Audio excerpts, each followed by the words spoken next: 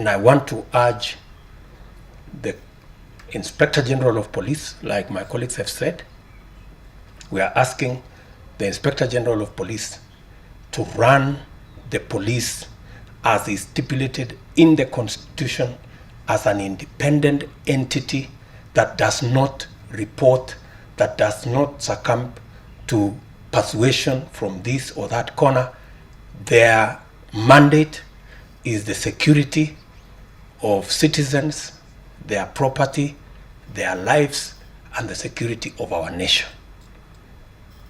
Political players must run their political errands. They should never recruit the police to run their political errands. The police have a job to do securing the nation.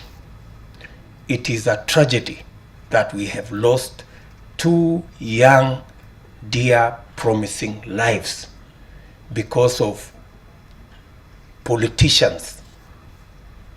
Out of desperation, they've gone to organize young people to cause mayhem, to throw stones, to cause violence, and in the process, their lives have been lost. Those who paid and organized those young people must not only be ashamed of themselves, but they must step forward and support the families of the young people